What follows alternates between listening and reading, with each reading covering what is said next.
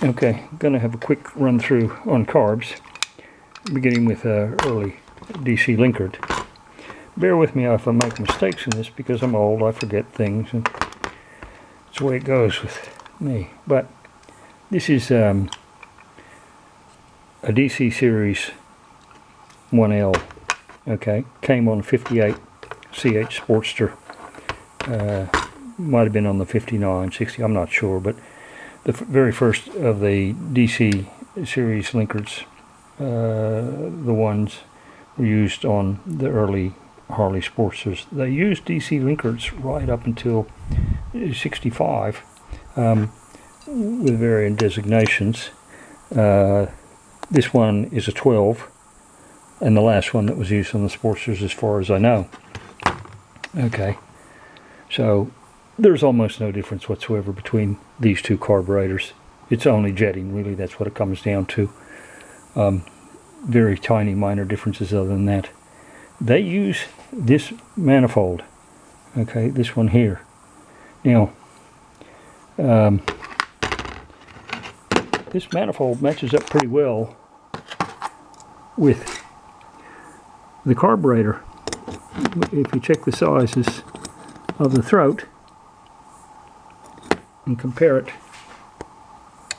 to the throat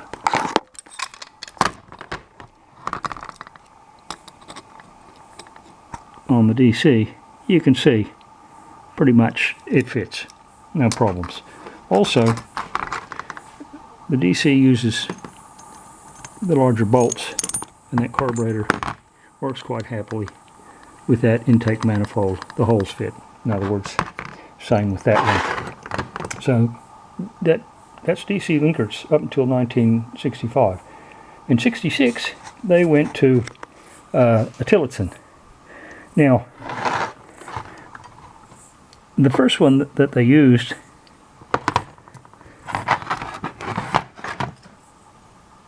was the HD1A, and it's a little bit different in this respect.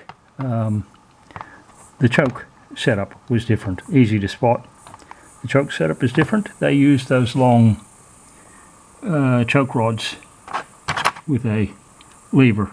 They mounted over near on the left-hand side of the bike. They also used the early cable mount bracket. Okay, so that's early HD1A carburetor, and it's used with this insulating block, which is not drilled for the later type bracket. That's the later type bracket used on 67 and later, and they drilled a little hole, a dimple, in the insulating block to accommodate that bracket. When it fits on there like that, there's a bolt, and the bolt protrudes a little bit down in the hole. That's all it's here for. Okay, now the manifolds that fit this have to have bigger holes in them. They have to have bigger holes because the studs that they use are bigger. Okay, so to fit, it's got bigger holes than the one off the Linkert. The throat too is larger. If I try to measure that,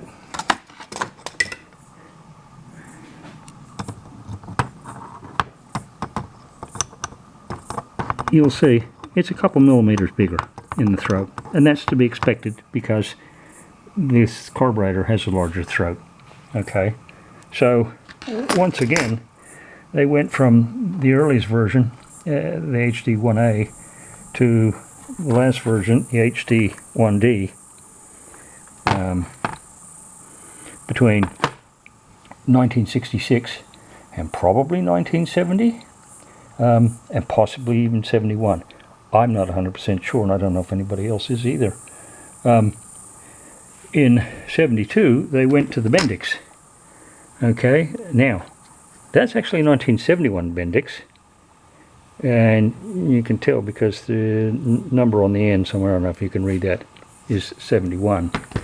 Now, they came on the shovel heads. I don't know if they used them on the Sportsters, but the manifold, again, is different. It does use the earlier sized bolt holes that were there on the Linkerts. Those match up perfectly, same size bolts. So they went from the larger studs on the Tillotsons back to smaller bolts on the Bendix. But the throat is bigger. Okay, the diameter of the throat is the same size